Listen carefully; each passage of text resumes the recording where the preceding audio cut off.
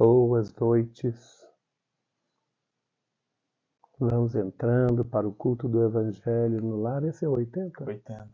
De número 80, no dia 8/8. É. Dia 8/8 de 2024, que é 8 na numerologia, culto 80. Boa noite a Paula ali. Oi, Paula, boa noite. Vê a Cecília também, boa noite. Legal. Queridas. Gustavo. Gustavo, boa noite. Galo, boa noite. Tudo certo. A César colocou tudo certo. Então, isso significa que o som tá bom? Aí ela colocou o som ok. Maravilha. Ó, Joyce. Boa noite, Joyce, a querida. Som ótimo. Ótimo, então, gente.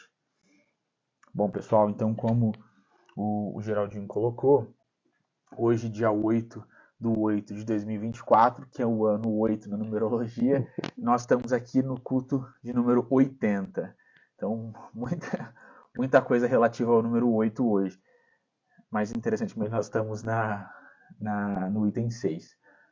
Bom, gente, para quem está começando hoje conosco, nós estamos iniciando o culto do Evangelho no Lar, de número 80.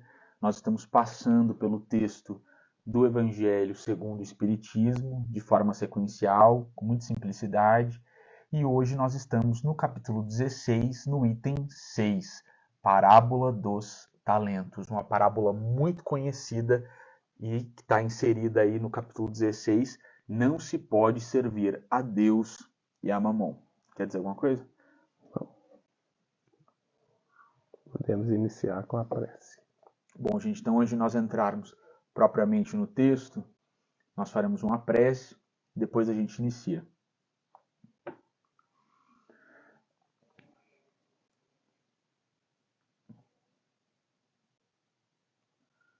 Nosso Deus, nosso Pai, de infinito amor, de infinita misericórdia, de infinita justiça, inteligência suprema, causa primária de todas as coisas. Em nome de Jesus, nós todos nos reunimos aqui nesta noite, sempre rogando ao Mestre as tuas bênçãos em nosso favor. E sempre, Jesus, te implorando a presença aqui conosco, nesta hora. Sempre, Jesus, implorando de joelhos para que os nossos corações te sintam aqui conosco. Nós sabemos, Mestre, que o momento em que nós temos a oportunidade de estarmos reunidos em Teu nome para estudar o Evangelho é um momento santo, pelo qual nós só podemos agradecer. E é isso que nós fazemos nesta hora, Jesus. Te agradecemos por todas as bênçãos derramadas como chuva em nossas vidas. Te agradecemos, Jesus, porque nos nossos momentos mais difíceis o Senhor sempre está conosco. Te agradecemos, Mestre, porque na noite escura do medo, da ansiedade, do desespero, da aflição, do choro, o Senhor sempre é esse sol raiando, iluminando as nossas vidas e aquecendo cada célula dos nossos corpos e trazendo a certeza de que nós seremos felizes num futuro glorioso em que nós seremos capazes de construir o Teu reino dentro do nosso coração.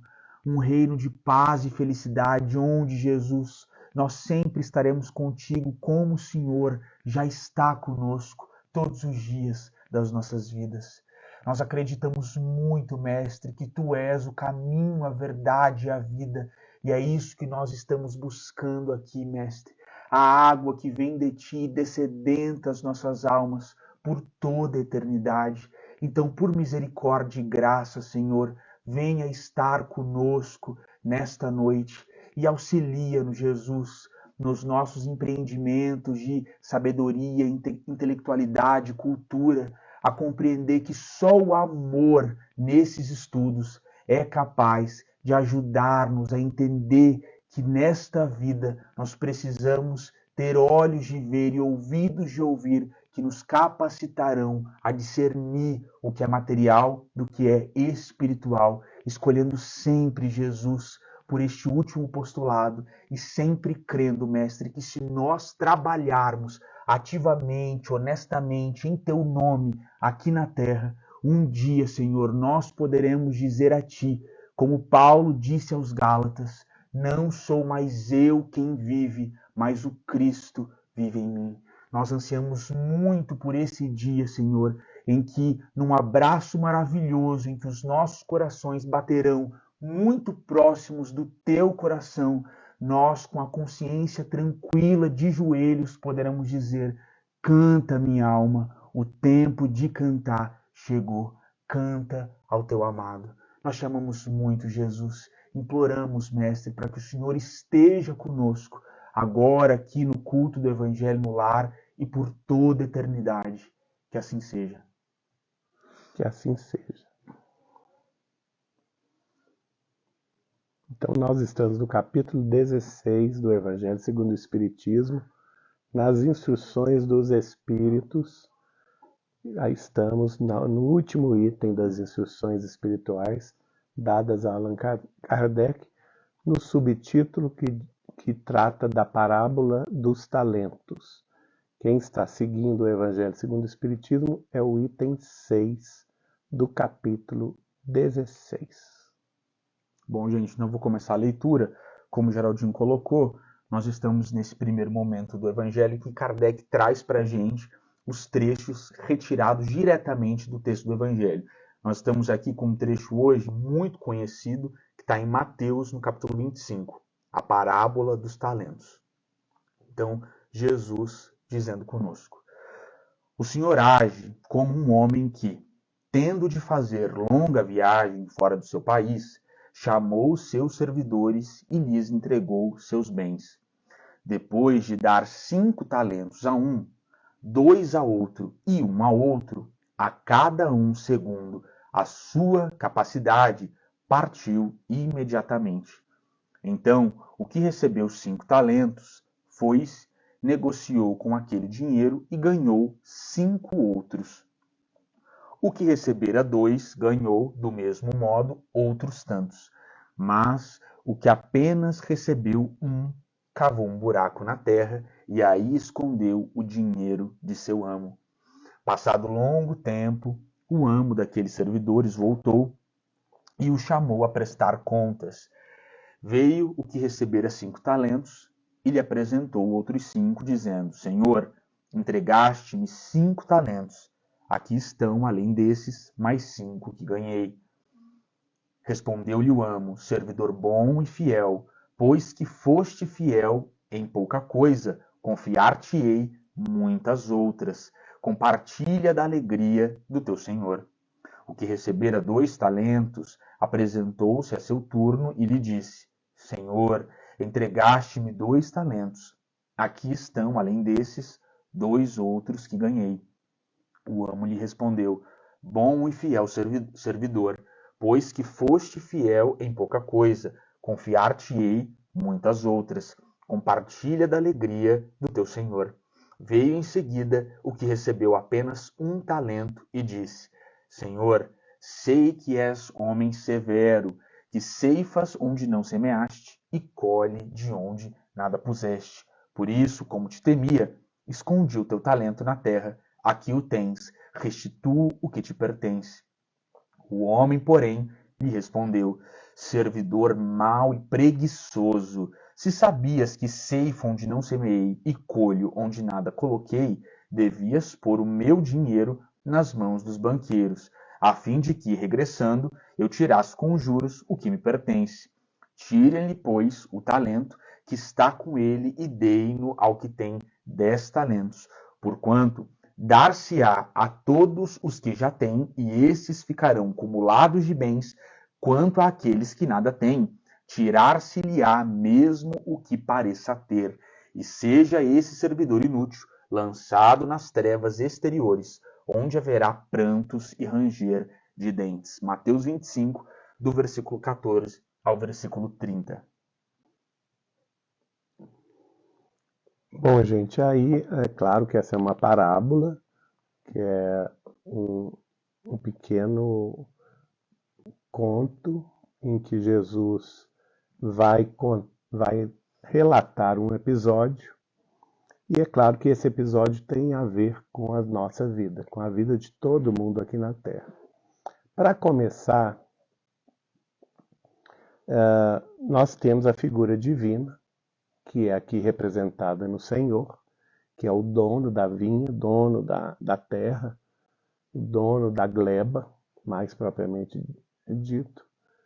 E ele como que arrenda essa gleba aos seus filhos, aos seus servidores, que somos nós. Né? As pessoas aqui na Terra são as pessoas humanas. E mostra que cada um de nós vai receber um talento. Um talento que é diverso. Isso é muito importante a gente verificar.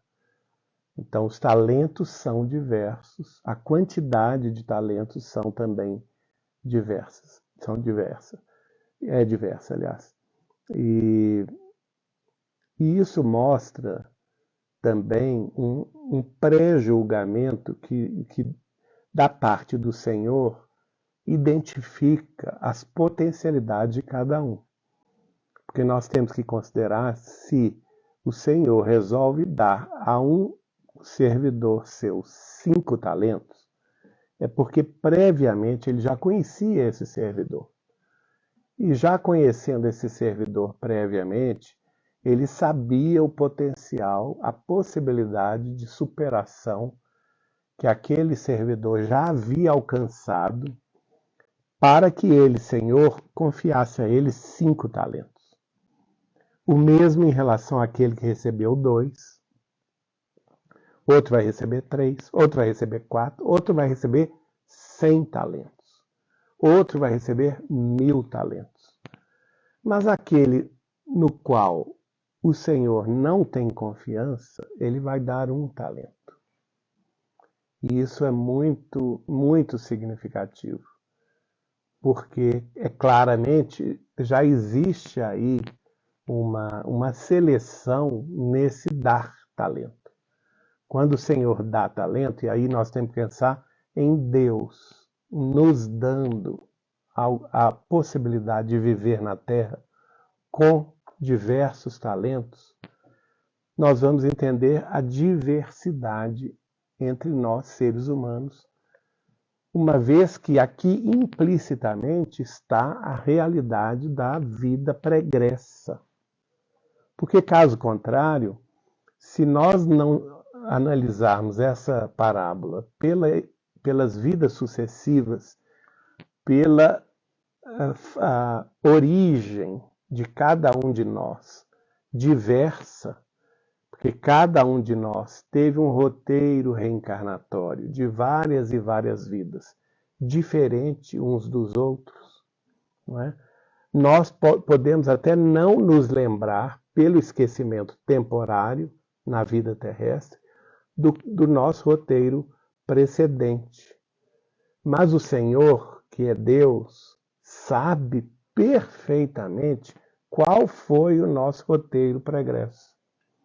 Por isso, ele é capaz de pré-julgar a nossa vida atual, dizendo, olha, ao indivíduo A, eu posso conceder previamente a ele 5 talentos.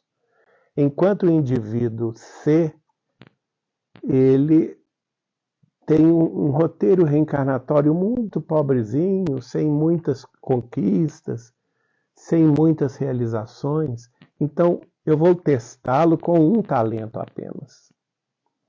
Ao passo que outro ele deu 2, não é isso? Então, veja. O Senhor distribui talentos antecipadamente aqui na Terra. Quando a gente chega na Terra, recebe do Senhor esses talentos, e esses talentos significam alguma coisa. Significam a confiança de Deus em nossas possibilidades renovadoras, em nossas possibilidades de realização, em nossas possibilidades de progresso, em nossas possibilidades de multiplicação dos talentos. Por isso, ele tem essa capacidade, sendo Deus, Pai de todos, inteligência suprema, causa primária de todas as coisas, não é? Ele tem a sabedoria integral. Ele pode, sim, distribuir as bênçãos da vida, que são os talentos, de forma variada, de forma distinta, porque ele nos conhece o passado, tanto remoto quanto o passado próximo. Ele sabe exatamente aqueles pontos do nosso passado que nós falhamos, que nós nos desviamos do bem, que nós vacilamos de construir o mundo melhor. E, consequentemente, ele vai nos dar esse talento de forma proporcional. Ao contrário, uma pessoa que já realizou alguma coisa antes, que já trabalhou na seara do bem em outras vidas, que já tem, vamos dizer assim, um roteiro de realizações pregressas, é claro que ele vai disponibilizar a ela mais condições, mais talentos, para que ela, em chegando aqui, tenha condições de multiplicá-lo.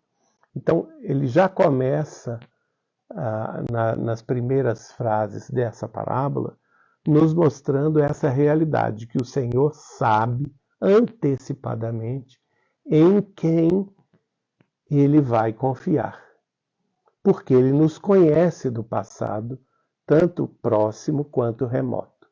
E por isso que na parábola isso fica muito claro, porque aquele a quem ele entregou 5 talentos, multiplicou esses talentos por 10. Aliás, por 2, né? Ele devolveu 10. 100% de excedente. Ele devolveu os 5 talentos que ele recebeu do Senhor e, quando o Senhor pediu contas, ele devolveu mais 5, ele devolveu 10 talentos. Aquele que recebeu 2 talentos também foi beneficiado pela mesma proporção, porque ele multiplicou pelo dobro os talentos recebidos. Ele recebeu 2 e devolveu 4.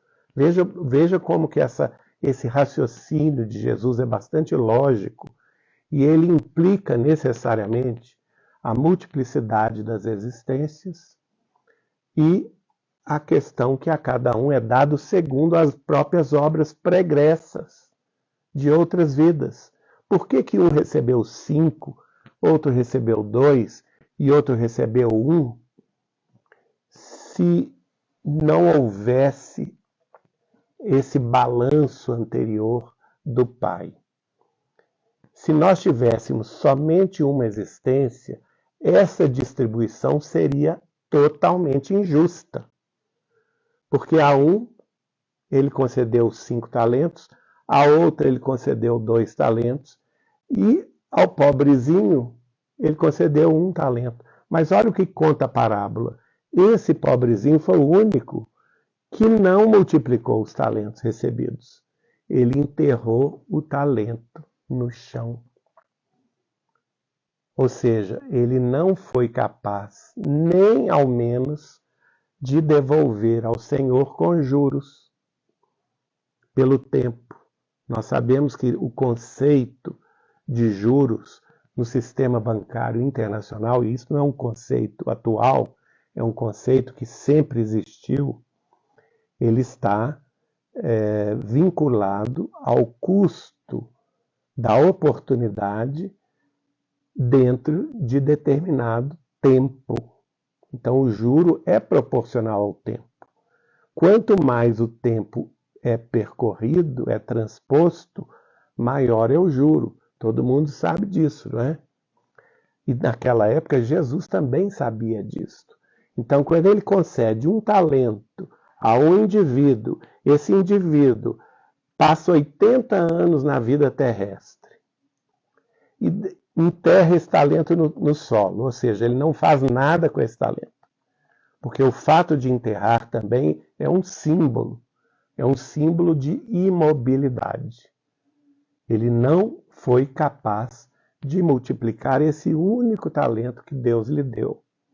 Ele, ao contrário, tem medo desse talento, enterra-o no solo, ou seja, ele fica totalmente improdutivo, e passados decorridos 80 anos, Ele vai lá, tira do solo aquele talento e devolve ao Senhor. E o Senhor fala com ele: servo infiel, foi transcorrido um tempo da sua vida, 80 anos, 70 anos, 90 anos. Sobre esse talento você me deve juros, que é a medida da oportunidade, do dinheiro, do talento, na transposição do tempo. Se decorreu 80 anos, teria que, ele, no mínimo, por justiça, teria que devolver um talento mais o juro equivalente aos 80 anos. E nem isso ele fez. Por isso, na parábola, Jesus conta que o Senhor chama-o de servo infiel, em quem ele não poderia confiar, não é? Então, isso é muito... vamos ver onde é que está isso aqui. Não, por aqui, não é? Ele ainda fala: tirem-lhe, pois, o talento que está com ele e deem ao que tem 10 talentos. Veja só, esse ser humano que recebeu um talento não foi capaz de multiplicá-lo. Então ele não merece mais a segunda chance de ter esse talento. Ele vai ter que viver de novo, começar do zero, produzir alguma coisa de bom, de útil, de agradável a Deus, para merecer uma nova chance de ter um novo talento. Por enquanto ele não merece, não é? Então veja, ao meu ver, essa parábola dos talentos tem muito a ver com a lei de causa e efeito, ação e reação, com a cada um segundo as suas obras e com a vida pregressa e a multiplicidade das existências. Sem a chave da reencarnação, essa parábola fica estranha, fica incompreensível a respeito da justiça de Deus. Porque que justiça divina é essa? Que a um atribui 5 talentos, a outro atribui só 2 talentos e a um outro só 1 talento. Se todos nós somos iguais perante Deus. Mas acontece que o nosso passado não é igual perante Deus. Nós, essencialmente, somos seres humanos em evolução, cujo passado diverge uns dos outros. Então, uns têm mais méritos do que deméritos, outros, que é o caso daquele que recebeu 5 talentos, e tanto é verdade que ele multiplicou esses 5 talentos por 10 talentos, e ainda, segundo o Senhor, aquele recebeu o talento daquele que tinha só 1 e não fez valer a possibilidade de sua multiplicação. Então ele acaba com 11 talentos. Né? Foi dado 5 talentos a ele. Ele multiplicou e Deus deu a ele mais 1. Ele acaba com 11 talentos. Ao passo que o outro recebeu 2 talentos, conseguiu multiplicá-lo, mas fica com 4. Quer dizer, um fica com 11 e outro fica com 4. São posições distintas na vida. E aquele pobrezinho que não tinha muito que demonstrar a Deus, não realizou nada, até o que ele tinha para realizar e não realizou, lhe é tirado. E ele fica sem nada, tem que recomeçar. Eu acho que está muito ligado à roda da vida, à roda das provações, nesse último caso, da expiação. Quando se tira um talento de uma pessoa, porque ela não fez jus a ele, naturalmente essa pessoa está na roda ainda da expiação. Por isso que tem outra passagem de Jesus que fala o seguinte: se tua mão foi motivo de escândalo, arranca-a. Né? Arranque-a. Se teu olho foi motivo de escândalo, arranque-o. Porque se o teu pensamento foi mau, então arranque-o. Aí a pessoa vem com algum tipo de idiotia, algum tipo de cegueira, algum tipo de inibição física, porque ela, além de não saber utilizar os talentos da vida que Deus lhe deu, utilizou-os para o mal, não é? E, em outra passagem, Jesus vai falar que o bom homem tira boas coisas do seu coração, ao passo que o mau homem tira más coisas do seu coração. Aquele que vê o mal nos outros, que está julgando o mal proceder dos outros, está tirando o mal do seu próprio coração, né? Ao passo que a pessoa que é bondosa, que é naturalmente olha para os semelhantes como um irmão, aquele que acolhe os sofredores, que acolhe os sobrecarregados, que acolhe os aflitos sem julgamentos, não é? Que é a essência da verdadeira caridade, não é? Não julgar para não ser julgado. Então esse está agindo na multiplicação da misericórdia divina. E a essa pessoa vai ser multiplicado a possibilidade de receber mais e mais talentos. É por isso que a gente vê uma pessoa, às vezes, que começa um trabalho no bem, não é? Desinteressado, puro, sem qualquer tipo de paga do mundo, e essa tarefa cresce, se multiplica, dá frutos de 100, 200, 1000 por um. Porque aí a multiplicação não é nossa, a multiplicação vem de Deus, né? Então isso também é uma lição para todos nós. Pessoal, essa parábola dos talentos é um texto muito importante para nós conseguirmos sistematizar o Evangelho e compreender o Evangelho de uma forma ampla. Eu gosto sempre de lembrar que o capítulo 25 de Mateus, ele tem a parábola das 10 virgens, a parábola dos talentos e finaliza com o texto mais importante sobre caridade do Evangelho, sobre o qual nós já falamos aqui muitas vezes. Essa parábola dos talentos, ela traz princípios muito importantes que nós precisamos considerar para entender o Evangelho e para conseguir interpretar o Evangelho. Então, meritocracia, a pré-existência do espírito sobre o corpo, como o Geraldinho falou. E tem um ponto aqui, gente, muito importante a ser considerado, e Kardec escolhe essa parábola para colocar no capítulo 16 porque ele estava dialogando com as teorias materialistas do século XIX. Esse princípio é a necessidade da diferença em um planeta de provas e expiações. Nós jamais devemos lutar ou pugnar por um momento no mundo em que todos nós seremos achatados numa igualdade. Essa parábola é a prova de que a diferença ela é necessária, porque o espírito tem uma vida pregressa e ele vai receber possibilidades materiais e espirituais de acordo com essa caminhada que ele já percorreu. Então, quando a gente tem a parábola dos talentos, já no capítulo 25 de Mateus, indo para o final do Evangelho, e depois de nós termos passado, como nós vimos aqui, principalmente no capítulo sobre caridade, por vários textos nos quais nós temos o Cristo nos chamando a um amor ativo, então vai e ama, serve porque esse é o caminho, Jesus falando, ama Deus sobre todas as coisas e ao teu próximo como a ti mesmo, nisso se resumem toda a lei e todos os profetas.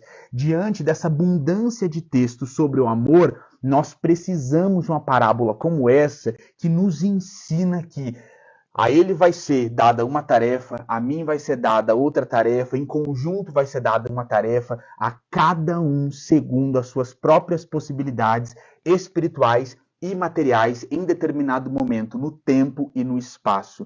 Isso é importante, gente, porque muitas vezes nós tendemos a colocar um juízo de valor sobre as tarefas e as missões que os nossos irmãos desempenham. Então a gente pode muitas vezes pensar, nossa, mas o Chico Xavier foi chamado a uma missão tão importante, de tantos livros, 547 livros, eu preciso fazer tanto quanto ele? Eu estou aqui, de repente, como um pai de família, Não, gente, ninguém precisa tomar o outro como parâmetro de missão espiritual, como parâmetro de caminhada rumo a uma redenção espiritual. O Chico teve uma missão maravilhosa, mas muitas pessoas dentro do ambiente doméstico, sendo um bom pai, sendo uma boa mãe, vão alcançar uma pureza espiritual porque desempenharam as suas respectivas missões que eles nem imaginam. Então, essa parábola é muito importante para nós conseguirmos pensar esses princípios que são tão importantes para nós interpretarmos o Evangelho. E a parábola dos talentos, ela traz de uma forma inequívoca esse sentimento da meritocracia. No capítulo 16 do Evangelho de Mateus, nós temos o Cristo dizendo: a cada um segundo suas obras, meritocracia pura. E aqui nós temos a resposta, e aqui Jesus fala do Criador, diante do desempenho da missão de cada qual. E como o Geraldinho colocou, a sabedoria divina vai dar possibilidades para cada pessoa de acordo com aquilo que ela tem que desempenhar segundo o seu planejamento espiritual e de acordo com aquilo que ela pode desempenhar de acordo com as suas possibilidades. Então, a gente não pode, esse texto ele deixa isso claro, medir a nossa caminhada pela caminhada do outro e nem buscar na face da terra uma igualdade que não é a proposta. A única igualdade que nós devemos reconhecer é aquela segundo a qual nós todos somos filhos de Deus e iguais como espíritos. Aqui na Terra, num planeta de provas e expiações, as diferenças materiais são necessárias para que cada espírito possa evoluir de acordo com as suas necessidades. E aí, gente, eu até vi alguém...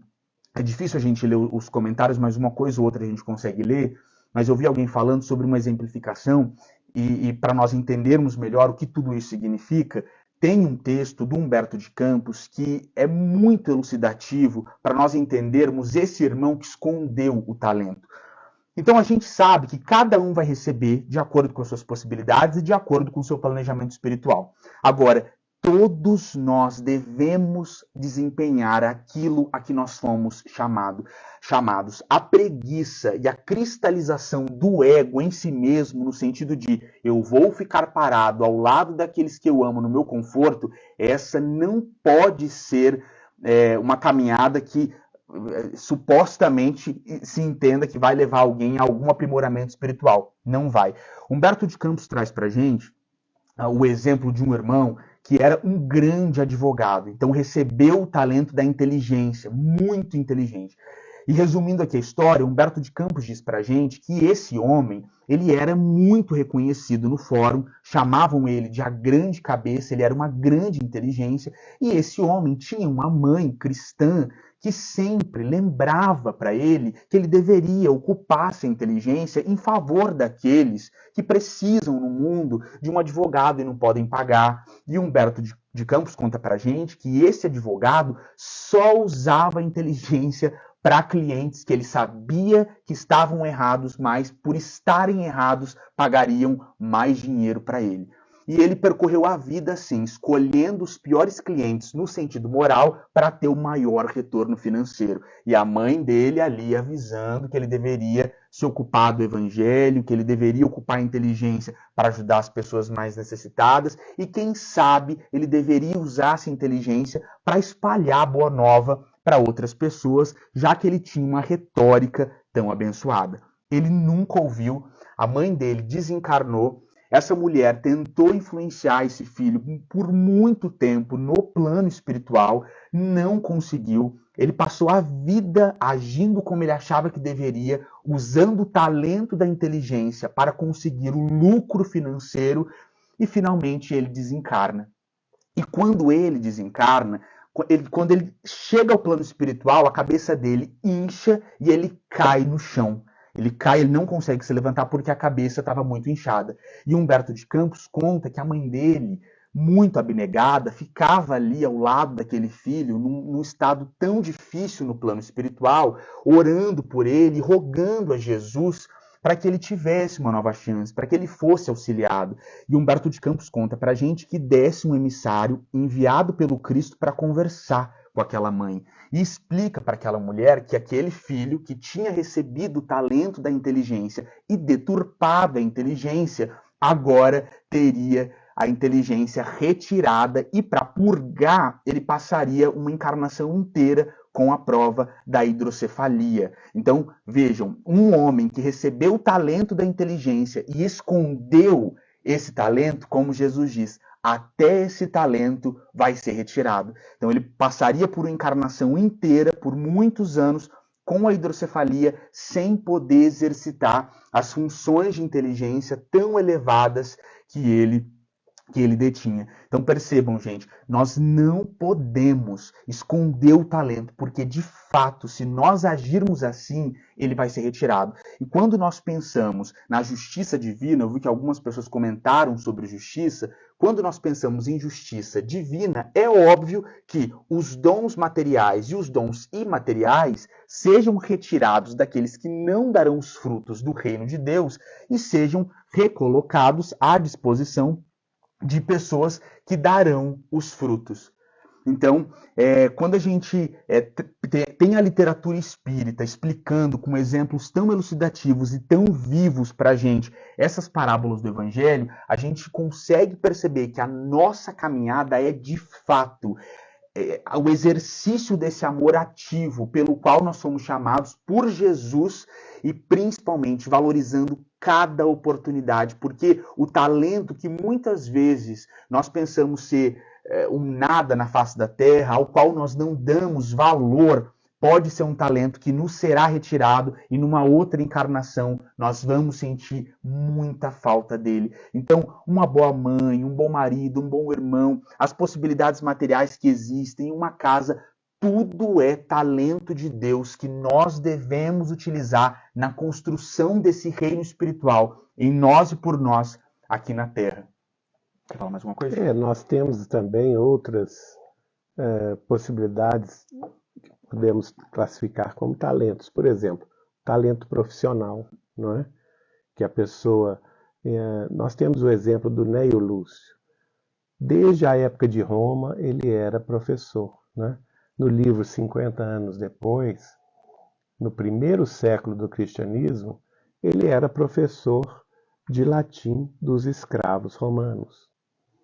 Lá no livro Renúncia, ele aparece como professor Jacques Duquesne d'Avenport, lá que fundou a escola de Blois de Paris, para ensinar os meninos e as meninas.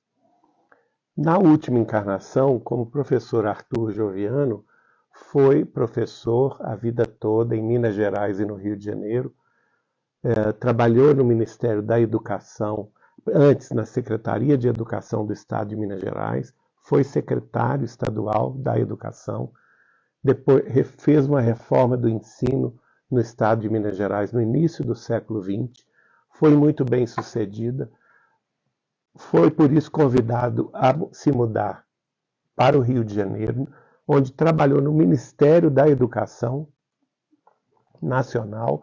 O Rio de Janeiro, naquela época, era a capital federal.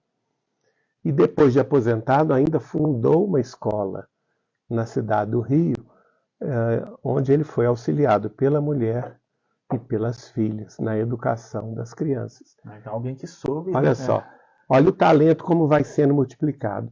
Ao desencarnar, no dia 14 de dezembro de 1934, ele leva 9 meses para se comunicar. E o faz em agosto de 1935 por Chico Xavier. E daí ele escreve até 1960. 25 anos no mundo espiritual. E vai escrever, inclusive, vários livros com o pseudônimo de Neio Lúcio, né, que era a vida dele do século I, do livro 50 anos depois.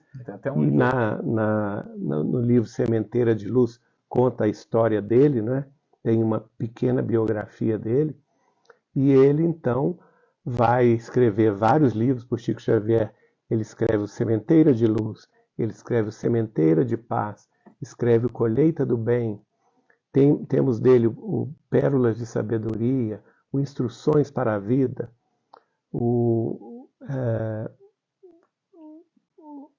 Jesus no Lar, que é maravilhoso. Ele escreve vários livros infantis também. Vai escrever outros livros sobre o Evangelho. Quer dizer, sempre multiplicando-se nos talentos da educação. Isso. Olha que bacana isso, né? Então nós temos recebendo mais. E recebendo mais. Quer dizer, desencarnado, ele serviu desde o primeiro século do cristianismo às tarefas educativas. E quando chegou no século XX, ele foi convocado para servir espiritualmente na multiplicação dos seus talentos, agora como participante dessa falange do Espírito da Verdade, que assessorava Chico Xavier na tarefa de receber essas mensagens do além-túmulo mais elevado. E nós temos Neio Lúcio hoje como uma figura benemérita, né, um benfeitor venerando que nos auxilia, no qual nós podemos nos inspirar através de seus ensinos pela psicografia de Chico Xavier. Então veja quanta possibilidade, por isso que aqui, quando Jesus vai questionar aquele que recebeu 5 talentos, multiplicou esses 5 talentos para 10, devolveu a Jesus esses 10 talentos, e ainda recebeu mais um talento do outro que não tinha feito nada, ou seja, ele ficou com 11, ele vai dizer: bom e fiel servidor, pois que foste fiel nas pequenas coisas, confiar-te-ei muitas outras. Olha aí. Compartilha da alegria do teu Senhor, porque essa alegria do teu Senhor é a multiplicação, que vem do alto. Se você multiplica as pequenas coisas, os pequenos talentos que foram te dados, né? Então você será digno da multiplicação dos talentos divinos a seu favor. Sim, então, no pouco. Exatamente. Então, por exemplo, uma boa mãe e um bom pai que recebeu como talentos os filhos também são talentos. Nós sabemos que os filhos são diversos, não existe um filho igual ao outro. Dentro de uma família, nós podemos ter até gêmeos nascidos na mesma data, da mesma mãe, do mesmo pai, tendo a mesma educação, mas são diametralmente opostos em caráter, em espiritualidade, em personalidade, não é? Então, agora o pai e a mãe que recebe os filhos está recebendo talentos. Como que ele vai lidar com esses talentos? Se for uma mãe relapsa ou um pai ausente, veja bem, numa próxima encarnação, esses talentos já não vão participar da sua vida. Ele não fez jus a receber filhos ou a receber a tarefa da maternidade ou da paternidade. Ao contrário, as pessoas que foram tão boas no pequeno, talvez sejam convocados a serem pais da coletividade. Né? Educadores que vão influenciar, como Neio Lúcio influenciou, os lares alheios, né? As crianças alheias. Vão poder escrever livros para a elevação da mente infantil, da mente infanto-juvenil, e esses talentos vão ser multiplicados. É sempre bom a gente ver isso. Ao contrário, aquele que recebeu um talento, por exemplo, o talento de uma profissão, que certamente ele recebeu porque ele teve vidas sucessivas, vou dar um exemplo, ligado à medicina. Então, foi um camarada que estudou os primórdios lá da dissecação de cadáveres, da anatomia, e estudou os micróbios e tal, foi estudando, não é? A questão da patologia. E aí chega nessa encarnação no século XXI, ele veio com um talento de ter essa aptidão inata para trabalhar na medicina, para trabalhar como médico ou como qualquer outra atividade dentro do socorro físico aos semelhantes, né? Nas várias modalidades e especialidades da medicina. Mas vamos supor que a questão do dinheiro e da fama lhe sobe a cabeça. Então, ele rasga o juramento de Hipócrates, não é? Que é o juramento que todo médico faz de atender aos sofredores de forma responsável. Ele rasga isso e vai se tornar um mercenário da medicina. Ele só vai querer cobrar altos honorários ou apenas circular nas altas rodas, querer se enriquecer junto das pessoas que muito podem pagar, às vezes sem muita profissionalização, acarretando danos às pessoas, né?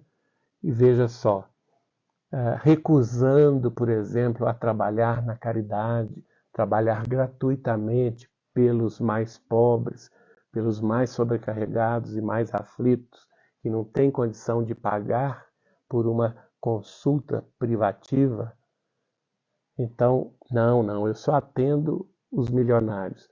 Ora, certamente que o futuro desse aí vai ser aquele do mau servidor que recebeu o talento e enterrou no solo.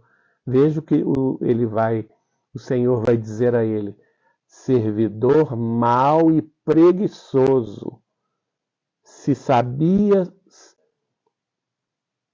que ceifo onde não semeei e colho onde nada coloquei, devias pôr o meu dinheiro nas mãos dos banqueiros, a fim de que, regressando, eu tirasse com juros o que me pertence. Tirem-lhe, pois, o talento que está com ele e deem-no ao que tem 10 talentos. Porquanto dar-se-á a todos os que já têm, e esses ficarão cumulados de bens.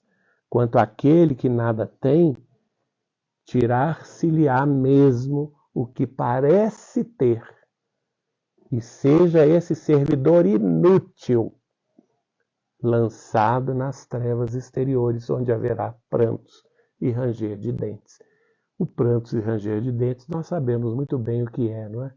É o remorso, é o arrependimento, é a colheita dos maus frutos nas trevas exteriores. Porque o Senhor chega a dizer sobre trevas exteriores, não é só a treva interior, que é o remorso, o arrependimento, a culpa. Não, tem a treva exterior também, que é o resultado da treva interior.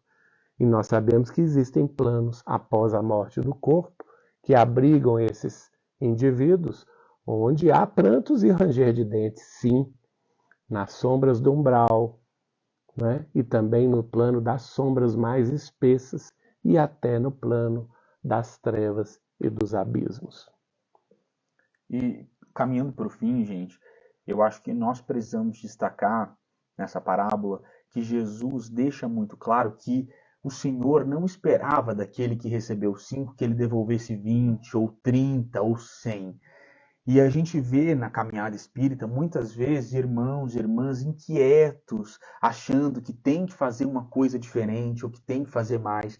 Então é importante martelar nesse ponto, que é possível ter paz de consciência fazendo aquilo especificamente a que você foi chamado. Dentro do seu talento. Dentro do seu talento, dentro das suas possibilidades. E aqui vale a gente lembrar que essa parábola aqui, como outras parábolas, principalmente a que eu vou citar a seguir, ela reforça que a proporcionalidade é um princípio norteador do Evangelho. Então, quando Jesus vê aqueles homens riquíssimos colocando as suas riquezas para fazer barulho, a moeda no metal, na caixa de ofertas, e vê aquela senhora colocando 2 moedinhas, ele é claro, ela colocou o óvulo da viúva, ela colocou mais, ela deu mais. Proporcionalmente. Exatamente. Mais. Então, a gente precisa ter paz de consciência que se eu fizer com todo esforço, com toda honestidade, aquilo dentro das minhas possibilidades que eu posso fazer, eu vou ficar com a minha consciência tranquila.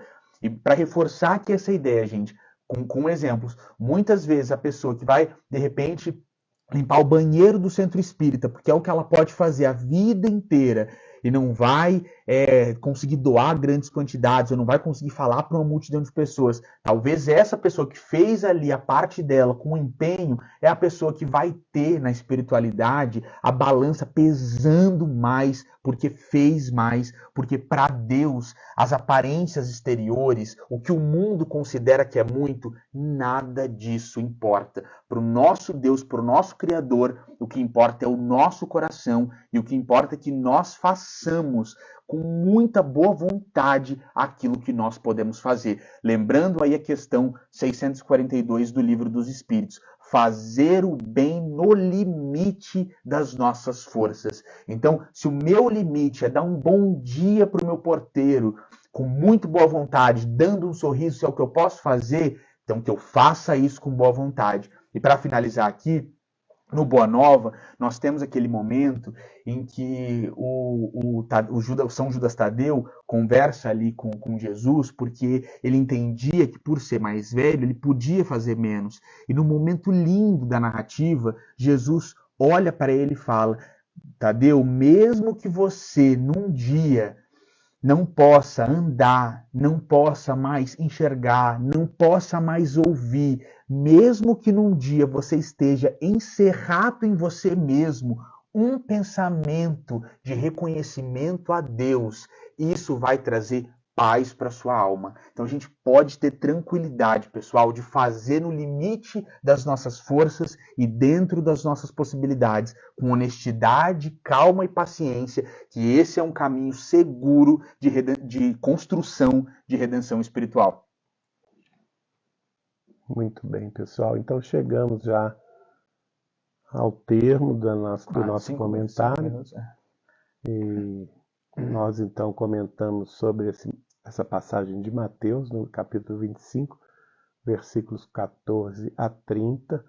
Semana que vem vamos entrar na parte que é reservada às anotações de Kardec, do nosso querido codificador, também professor, Leon Denizar Rivail, que é a encarnação pregressa do nosso querido e amado Chico Xavier. Não. E olha, falando de talento, se a gente pensar, João Evangelista falando de livro, Kardec, Chico Xavier, olha como esse talento está multiplicando. Multiplicando, né? Pois é. Quantos livros João Evangelista escreveu?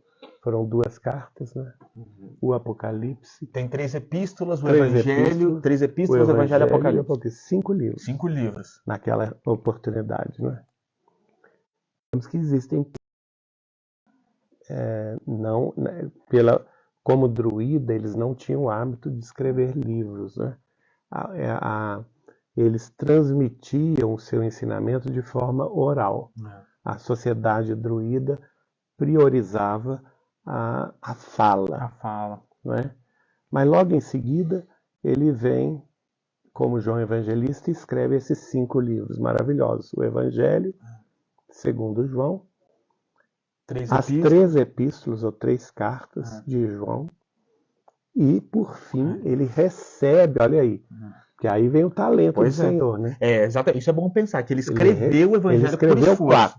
Exatamente, por esforço. Por esforço dele próprio, mas recebeu do alto o Apocalipse. Ele foi escolhido por Jesus para mostrar o futuro da humanidade como presciência, né? A mediunidade da presciência. Ele viu o futuro e escreveu no livro do Apocalipse 5 livros. Como Allan Kardec, já o codificador, professor Leon Denizar Rivail, em França, no século XIX, se a gente contar a Revista Espírita, cada ano um livro, mais os livros opúsculos que ele publicou e os livros básicos e fundamentais da doutrina dos Espíritos, foram 33 livros. Olha aí. Olha a multiplicação. A multiplicação. 5, 33. Volta no século seguinte para terminar a própria obra como Chico Xavier, conforme havia lhe dito o Espírito da Verdade. Não é? Está lá no livro Obras Póstumas, qualquer um pode consultar. Minha Volta, ele explica isso. Como Chico Xavier, até hoje, nós já temos 547 Olha aí a multiplicação. livros. Olha aí. Olha as proporções. Olha a proporção. A árvore Não dá a sensação de uma árvore que vai, inicialmente ela começa tenra, não é? Com um talento. Esse talento, com 2 talentos, se multiplica por 4. Depois, esses 4 viram 5, que multiplicam por 10, por 11.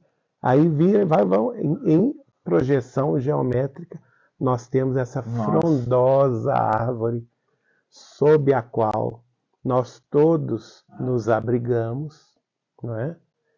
Estamos sob essa proteção maravilhosa dessa árvore que deu milhares de frutos, que nós podemos chamar com muito gosto, que é a árvore do Espiritismo cristão, a qual todos devemos tanto por esses frutos sazonados de amor e perdão que ela nos favorece, com que ela nos favorece, e vamos pedir a Deus que continue nos protegendo sob essa guarda. É isso aí, gente. Então, para nós terminarmos o evangelho de hoje, o Geraldinho vai trazer uma prece para a gente. A gente gosta sempre de lembrar nesse momento da água fluidificada, que é interessante que nós coloquemos as nossas águas para serem fluidificadas pelos Espíritos, acreditando que nós vamos receber aquilo de que nós precisamos. Só para o pessoal ver, aqui, ó, a minha caneca. Ó. Olha que beleza. Jesus e Chico.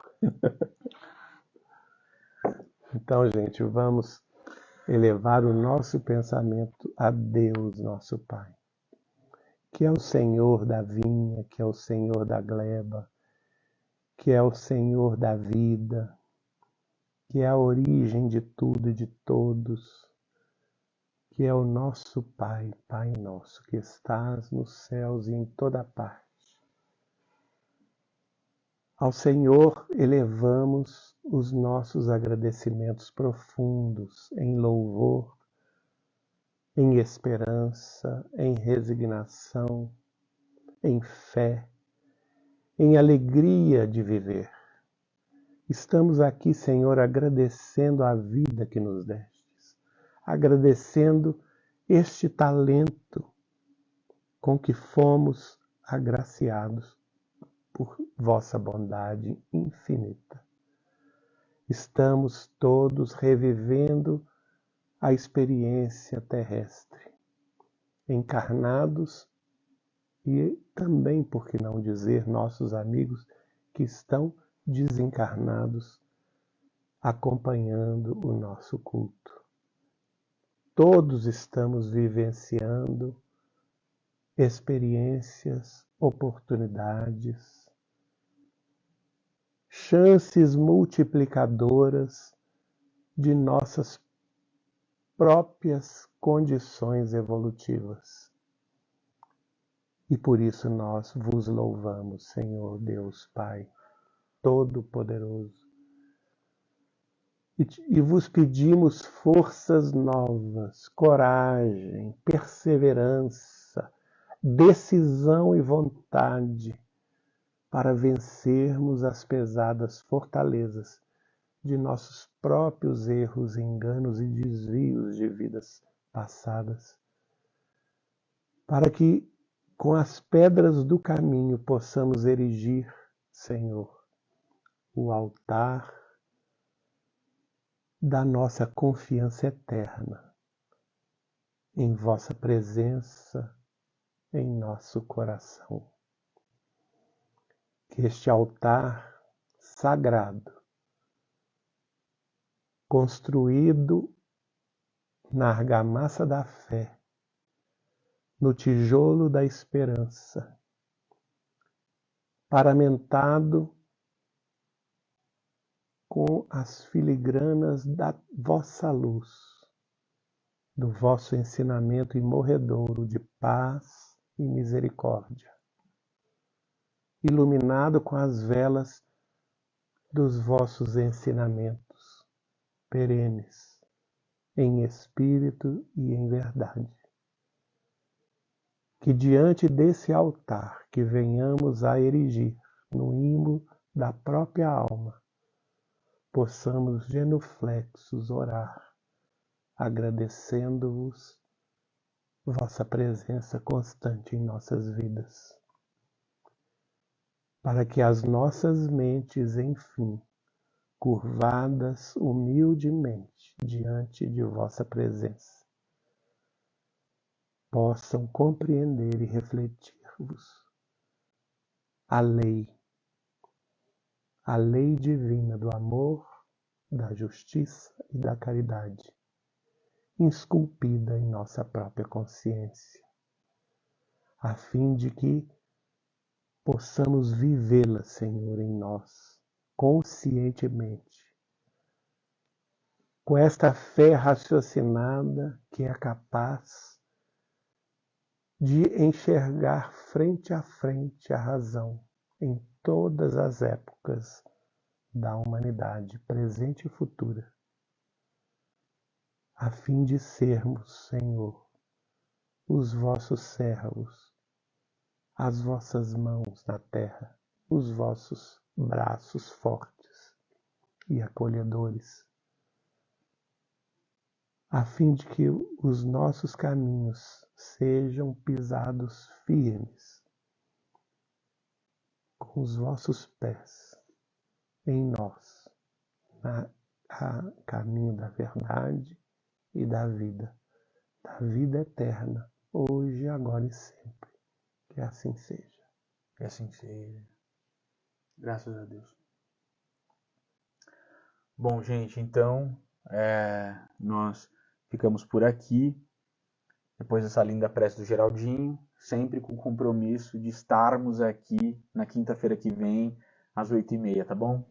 E só lembrando, quinta-feira que vem nós já entramos, então, na utilidade providencial da riqueza, provas da riqueza e da miséria.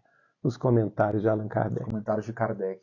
Beijo no coração. Beijo, gente. Deus abençoe. Até semana que vem. Até a próxima.